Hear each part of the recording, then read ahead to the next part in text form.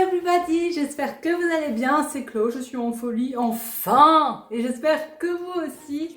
Aujourd'hui les gens, on se retrouve dans cette première série de vidéos cuisine. Et pas des moindres puisqu'on va tester des recettes d'Insta. Et ouais, et vous savez quoi? Ça commence maintenant.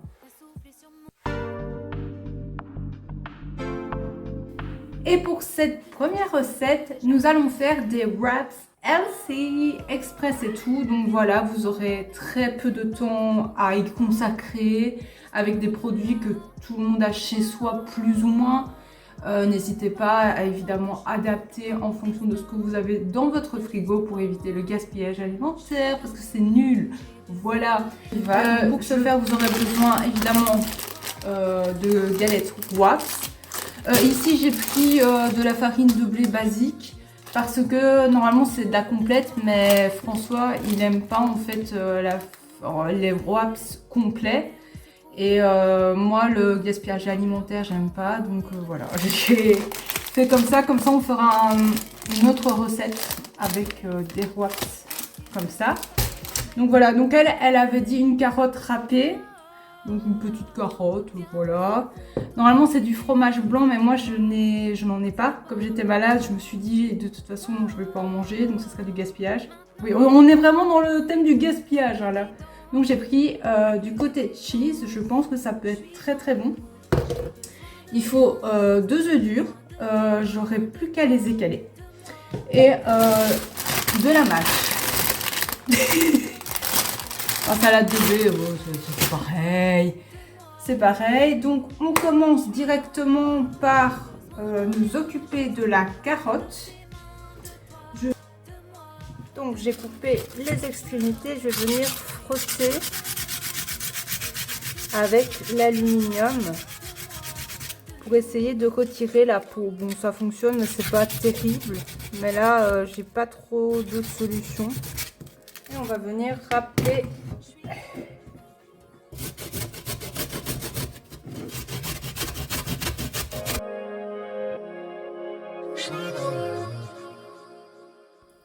Donc voilà, notre petite préparation, elles sont prêtes. Donc ce qu'on va faire maintenant, c'est que je vais chauffer un petit peu une galette. Et après, on assemblera le tout.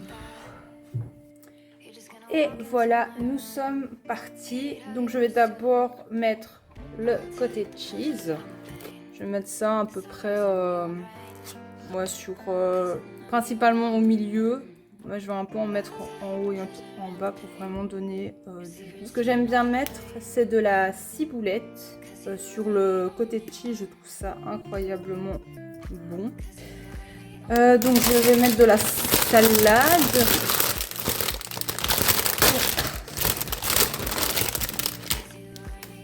Voilà, hop. Et donc un peu de carottes. Oui, comme vous pouvez le voir, c'est pas le truc le plus monté, enfin c'est pas très bien monté, mais bon c'est pas ça qui est important. Ce qui est important, c'est que c'est bon, c'est que c'est sain, que ça vous apporte toutes les vitamines dont vous pourriez avoir besoin. Alors la technique, si vous voulez faire juste un wraps, vous repliez en dessous et vous venez coller ici les deux comme ça, ou alors vous pouvez le faire en mode burrito.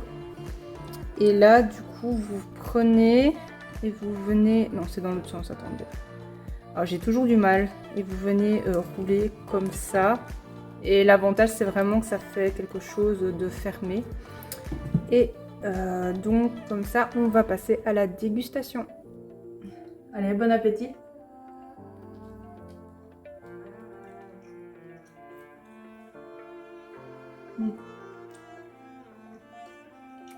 Là, j'ai eu que de la salade.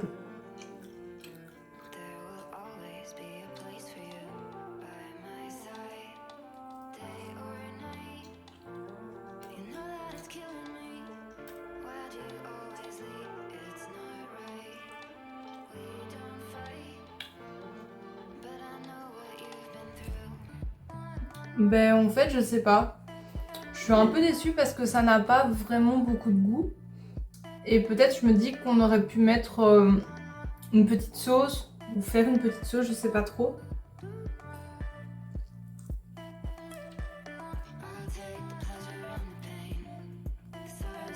Ouais.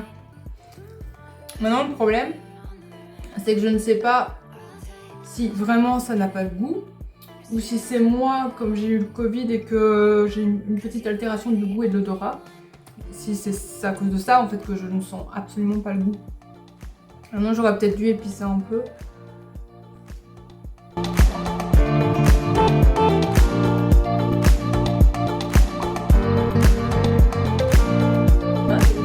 Et ici, nous allons faire une collation pour François, ultra protéinée, puisqu'il s'agit d'une mousse au chocolat ultra protéinée. Voilà, tout simplement. Alors, c'est une recette que vous pouvez retrouver sur le compte Insta de Raël The Kitchen. Et en fait, il vous faut juste du cottage cheese et du chocolat fondu, du chocolat noir de préférence, mais après, c'est selon vos envies. Et en fait, je l'ai déjà fait fondre parce qu'il doit être légèrement refroidi.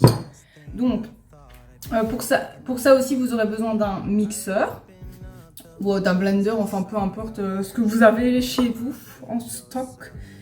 Et là, nous allons avoir besoin donc, de 150 g de chocolat fondu, comme je viens de le dire, et de 250 g de cottage cheese.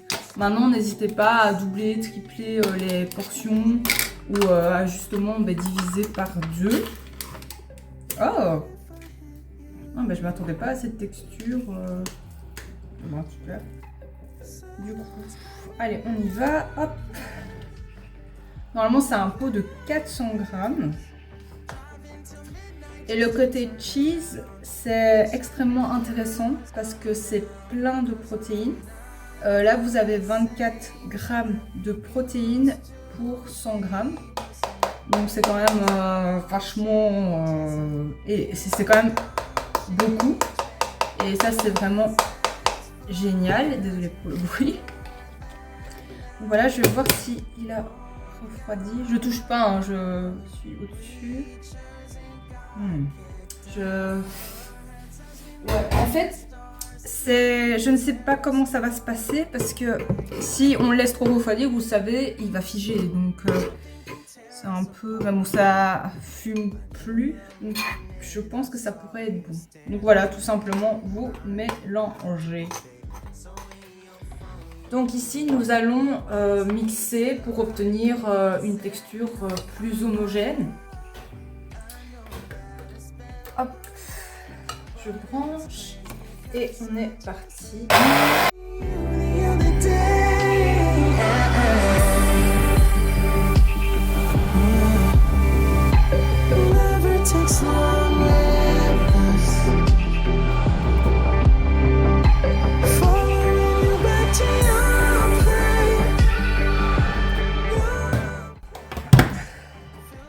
Il faut vraiment un nouveau mixeur, c'est pas possible ça.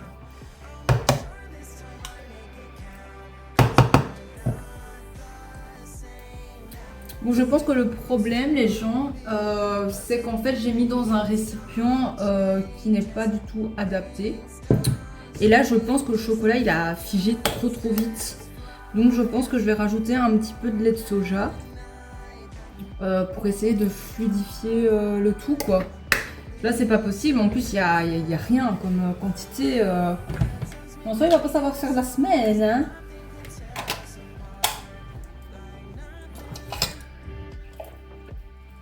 Ouais, je pense que c'est bon, c'est tant pis.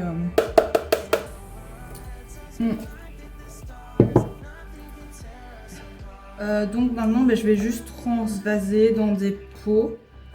Et il faut laisser au frais au moins 10 à 15 minutes. C'est collant, hein.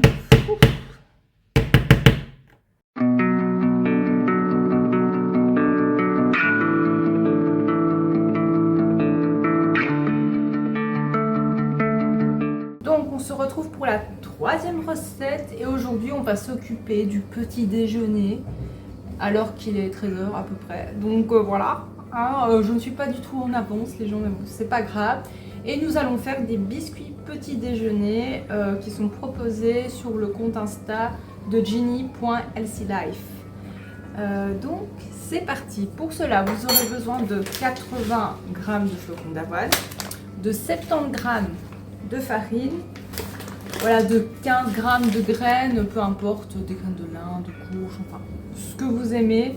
Moi je vais prendre des graines de chia tout simplement parce que j'ai pas d'autre choix, voilà.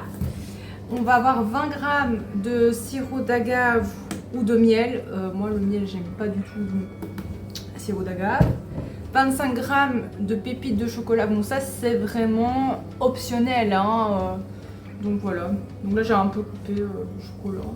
Je sais pas si ça fait 25 g, mais bon je me dis. Ah oui, ça je l'ai pas préparé. Donc 40 g d'huile de coco ou d'huile neutre. Moi je vais prendre de l'huile neutre parce que je n'ai plus d'huile de coco. Donc maintenant on va rajouter l'huile pour commencer. Je pense que c'est une bonne idée. C'est de la toute nouvelle, de la toute neuve, toute fraîche. C'est quoi? De l'huile de tournesol. Donc je pense que c'est assez neutre comme goût. Ah. Voilà, bon, j'en ai mis un tout petit peu plus. J'espère que ça ira. Donc les 20 g de sirop d'agave.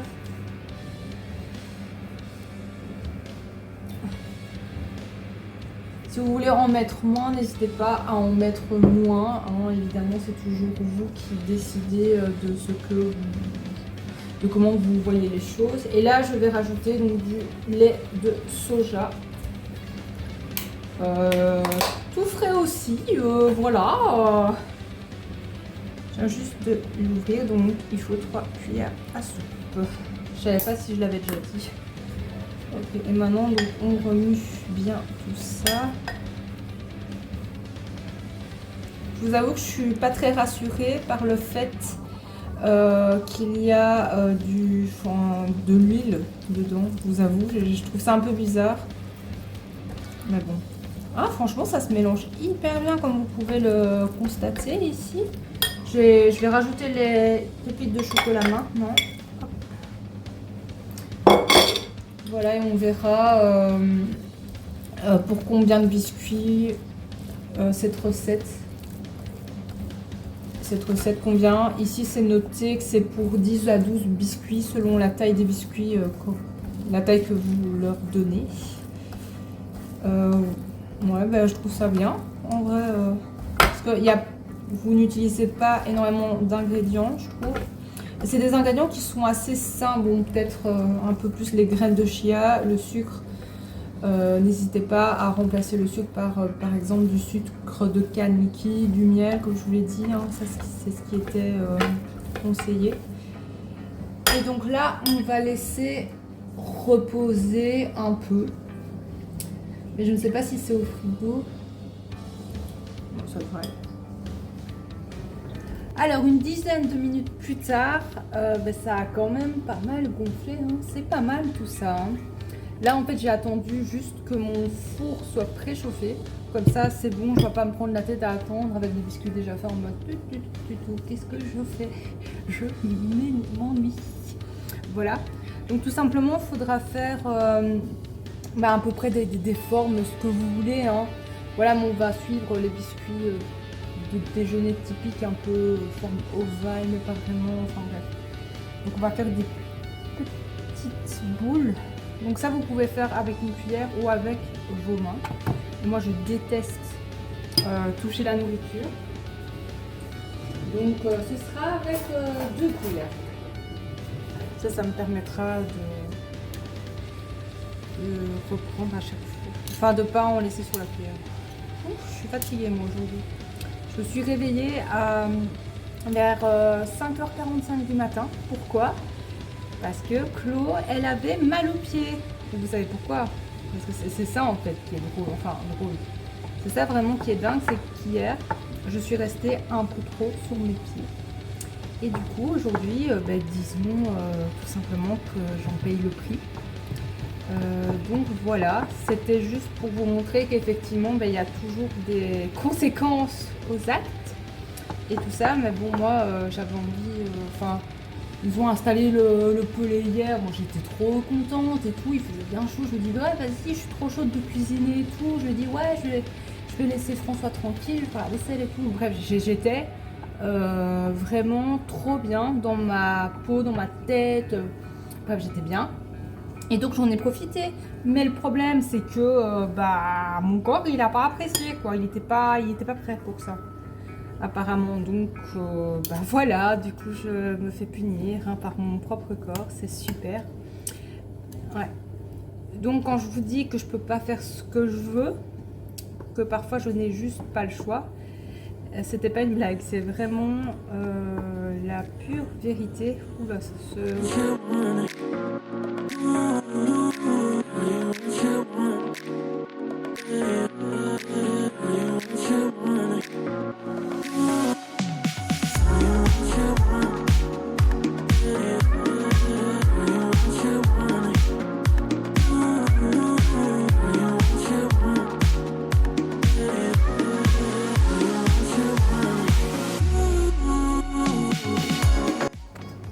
Voilà, c'est parti. J'espère que ça va être bon. Donc voilà, je les ai mis 12 minutes. Franchement, c'est pas mal. Bon, ils sont pas parfaits parce que je sais pas, ma pâte, elle était très friable. Mais bon, peu importe, mais ils sont vraiment très beaux. Là maintenant, il faut les laisser refroidir afin qu'ils se figent. Et après, on passera à la dégustation. On se retrouve pour la dégustation. Alors, qu'est-ce que je vais prendre? Je prends celui-ci.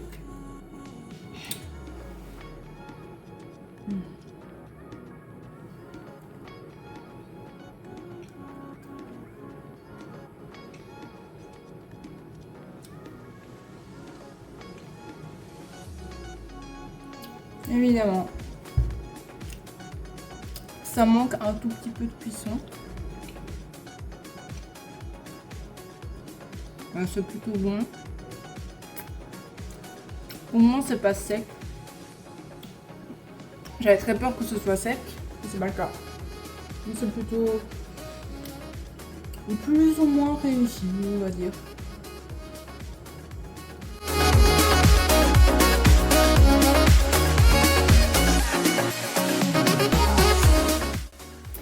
Nous allons passer à l'avant-dernière recette, mais pas des moindres, puisque nous allons préparer un tiramisu. Oui, ça a l'air simple comme ça, sauf que c'est un tiramisu au chocolat qui est proposé sur le compte de Luffy, qui est aussi une créatrice de contenu belge. Donc pour cela, il vous faudra 3 œufs qu'on va séparer en deux, donc les blancs et les jaunes, on va les séparer. 300 g de mascarpone, moi je vous conseille de le sortir un tout petit peu avant de cuisiner. Moi j'ai oublié, donc voilà, je l'ai pas fait. Du sucre, 50 g des boudoirs et 100 g de chocolat. Bon là, elle a mis du chocolat, donc soit noir, soit au lait.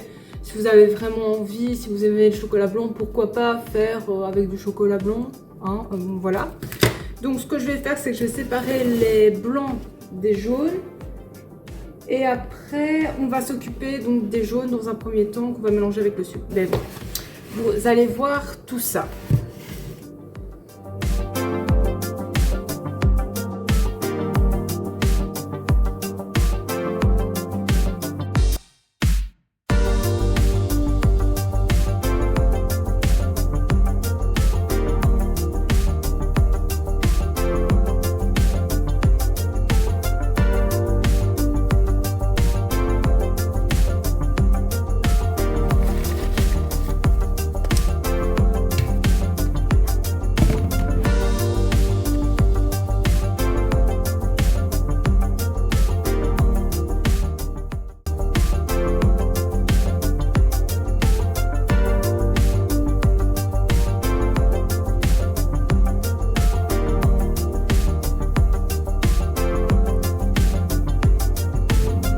Alors on rajoute le mascarpone au fouet. Et c'est ça qui est un peu différent dans la recette de Luffy. Moi le mascarpone, je me souviens... Enfin j'ai pas l'impression qu'on faisait ça comme ça en fait. Enfin, qu'on le mettait maintenant et au fouet.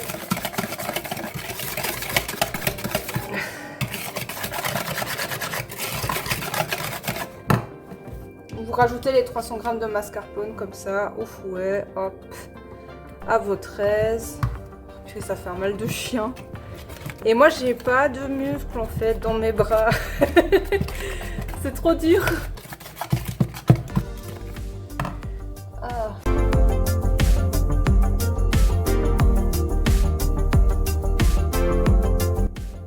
Maintenant passons aux choses sérieuses puisque nous allons nous occuper des blancs en neige. Alors pour que les blancs en neige montent plus efficacement, vous pouvez rajouter une petite pincée de sel. Ça va vraiment aider, mais vraiment pas grand chose, sinon si on s'en colle sel, ça va pas le faire. Et je vérifie que Nina ne vienne pas manger la crème à la mascarpone.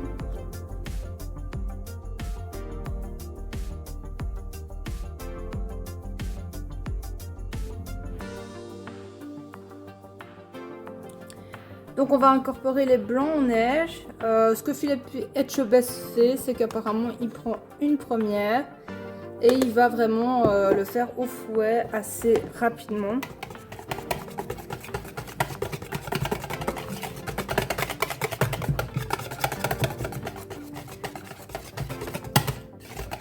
Voilà, hop. Puis on échange et on va prendre une petite spatule. On va venir incorporer les blancs en neige. Voilà, délicatement, en faisant des cercles. Voilà. Oups.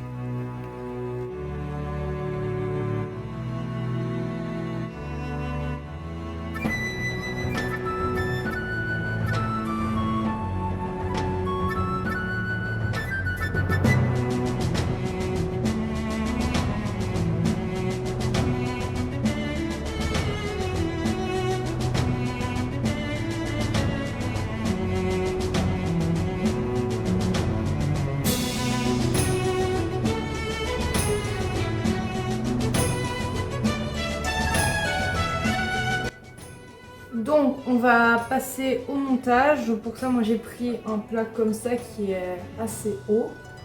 Et du coup ici on va mettre une première couche de boudoir imbibée de café. Moi perso j'ai mis du déca parce que François il n'est pas du tout fan du café. Et donc c'était plus logique de mettre du déca quoi. Le secret pour que les boudoirs soient bien imbibés, ni trop peu ni trop, en fait il faut venir les mettre et attendre 2 secondes. 1, 2. Et on les met. 1, 2.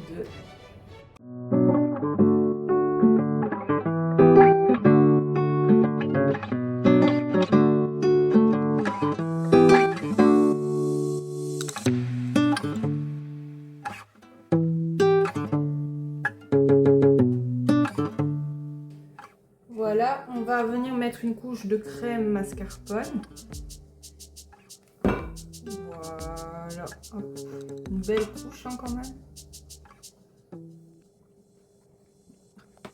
Je pense que j'aurais pu faire avec en vrai. Voilà. Et là, ça me semble pas mal. Il faut pas que ce soit qu'il y ait trop de crème. Il faut quand même que ce soit équitable par rapport à l'épaisseur du bois. Maintenant, vous pouvez utiliser des biscuits à la cuillère. Je ne suis pas obligée de prendre des bois, mais dans le bois, si c'était des bois. Moi, je fais des bois.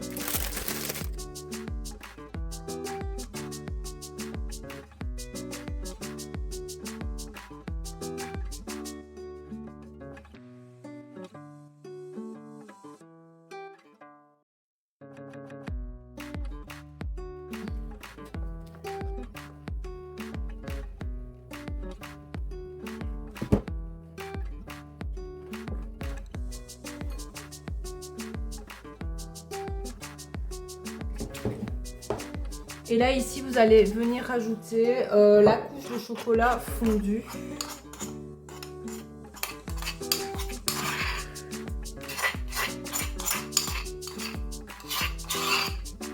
Franchement j'ai hâte de goûter. Mais bon, faudra être un peu patient. Car il faut que ça repose quand même 4 heures au moins. Quoi. Donc, ce ne sera pas pour tout de suite. Voilà, j'ai parti un petit peu. Hop. Là, je vais refaire du café. Donc on va passer à la dernière étape qui est de mettre du cacao amer sur le dessus. Et franchement, les gens, il faut vraiment que vous le fassiez avant. Enfin, pas au moment. Il y a beaucoup de gens qui le font au moment de servir. Mais c'est une très mauvaise idée parce que c'est à ce moment-là que vous pouviez avaler de la poudre et que, que ça va un peu voler, vous voyez. Donc c'est bien de le faire directement quand vous avez terminé le montage.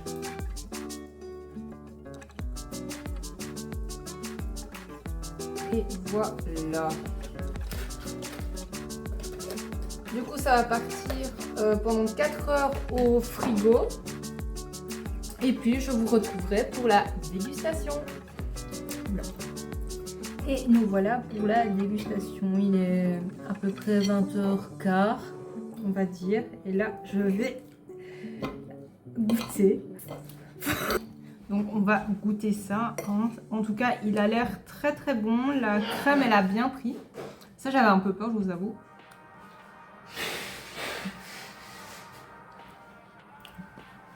Ah waouh! Oh, c'est trop bon. On met la petite couche de chocolat, ça donne du croquant. Bah, les gens, écoutez, c'est déjà la dernière recette, mais pas des moindres, puisque nous allons faire une lasagne butternut chèvre. Donc pour ce faire, vous aurez besoin d'une courge butternut. Alors nous, on a pris à peu près les 3/4 de la courge, parce qu'on n'est que 2, et ça ne sert à rien d'en avoir de trop non plus. Donc là, il faut... Donc ici maintenant, je vais les faire revenir dans l'eau bouillante pour les pré-cuire. Qu'est-ce que j'allais vous dire? Oui, j'ai regardé, il n'y avait pas d'indication par rapport à ce temps de pré-cuisson. Donc moi, j'ai été mener ma petite enquête. Apparemment, il faut 15 à 20 minutes pour cuire le butternut. Comme on va, comme ça va être dans les lasagnes, que ça va recuire dans le four, clairement, ben, je vais laisser 10 à 12 minutes dans l'eau pour dire pour que ce soit fait en fait. Donc là, les gens, on va faire fondre 50 g de beurre et 50 g de farine.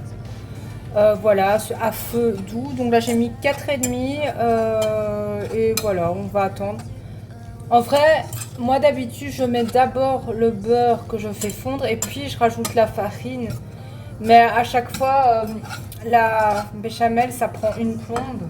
Donc je me dis peut-être que c'est la bonne solution. On va essayer.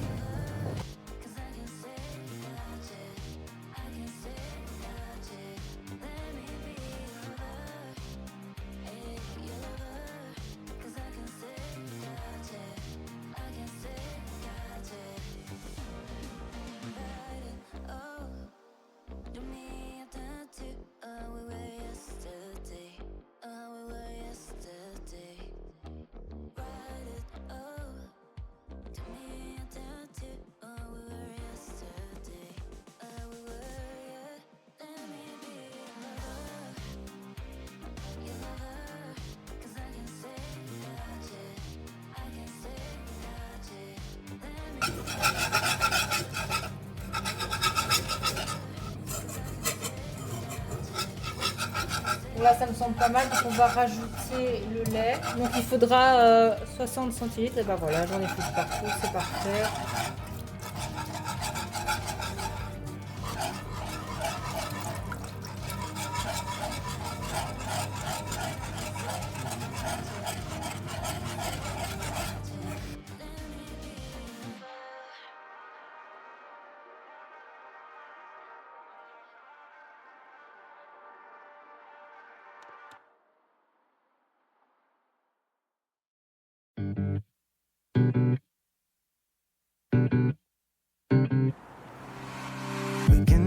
This morning, the last thing I thought I'd be thinking about would be you.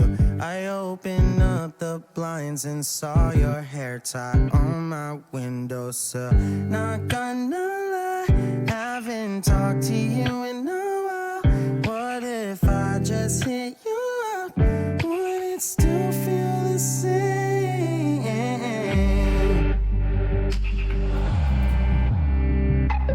What if I hit you?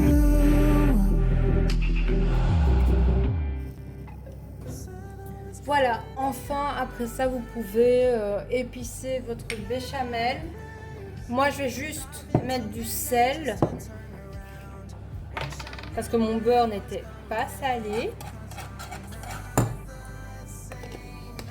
Un peu de poivre. Alors pour le montage, rien de plus simple.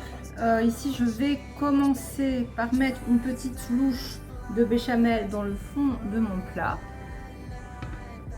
Et après, en fait, c'est un peu comme vous le sentez. Vous pouvez mettre tous les ingrédients en même temps ou alors vous mettez une couche sur l'autre. Mais là, comme on va pas faire énormément de couches, je vais mettre chaque ingrédient.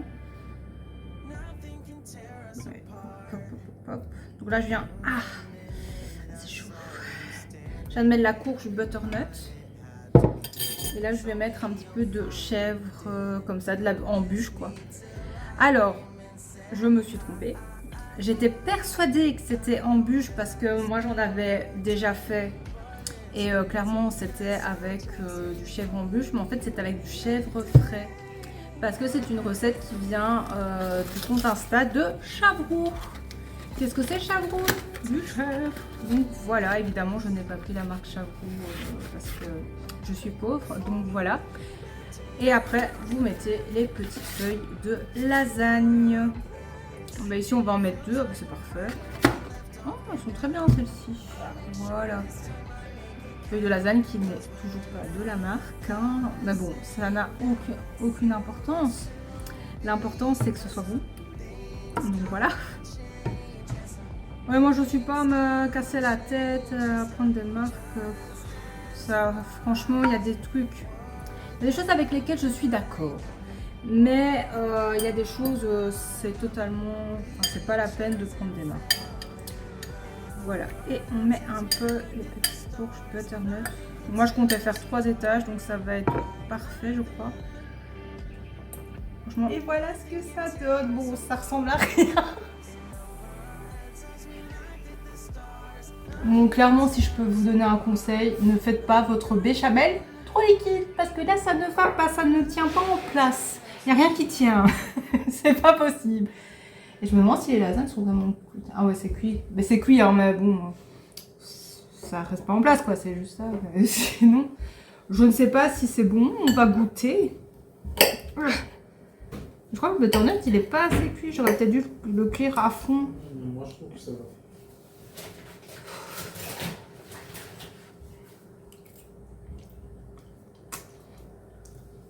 Ah oui, c'est gourmand. Bien ça. Ah, attendez, j'ai une petite peau de fromage de chef. Hello, alors je vais juste faire une petite conclusion par rapport à la vidéo où je teste des recettes Insta. Insta, c'est vraiment une très bonne source d'inspiration, je trouve, pour les recettes ou même en règle générale. Mais le souci, je trouve, c'est vraiment que les recettes ne sont pas assez précises. Alors pour quelqu'un qui a l'habitude de cuisiner comme moi, ben c'est pas trop grave. Mais je veux dire, pour quelqu'un qui débute, par exemple une béchamel, ben, est-ce que vous savez faire une béchamel comme ça en mode TikTok? En mode comme ça, vous voyez? Donc il y a ça, il y a aussi le fait que je trouve qu'il y a beaucoup de recettes qui sont pas tellement bonnes. En fait, je parle par exemple des rois celle-ci. Je suis désolée, mais ça n'avait pas vraiment de goût. Que ce soit à cause du Covid ou pas, ça n'avait pas de goût. Je trouvais que c'était fort sec. Voilà, donc il aurait peut-être fallu rajouter une petite sauce. Maintenant, c'est vrai que j'ai mis du côté cheese au lieu du fromage blanc, mais c'est pas enfin, il n'y avait pas suffisamment d'ingrédients, je trouve, pour que ce soit bon. Et voilà, donc je trouve que les recettes sur Insta, c'est bien pour s'inspirer, mais qu'il faut toujours aller voir des recettes sur des sites de recettes en ligne, dans des livres de cuisine, sur l'application Jo. D'ailleurs, si ça vous intéresse une vidéo sur l'application Jo, n'hésitez pas à me le dire en commentaire. Ce serait avec plaisir que je vous partagerai mes meilleures recettes Jo. Qu'est-ce que j'allais dire? Oui, maintenant, je vais vous dire un peu les tops et les flops. Donc clairement, le top, c'est vraiment le tiramisu chocolat de Luffy. Ça, il était vraiment bon, c'était très bien expliqué. Franchement, j'ai rien à dire là-dessus. Voilà, et vraiment la recette que j'ai le moins aimée, vous l'aurez compris, c'est vraiment les wraps LC. Enfin voilà, ça n'avait aucun intérêt, je trouve. Voilà, écoutez, j'ai vraiment adoré tester des recettes pour pouvoir vous faire un petit retour là-dessus. J'espère que cette vidéo vous aura plu, vous aura inspiré. Et moi, je vous dis à bientôt. Bisous! Not gonna lie, haven't talked to you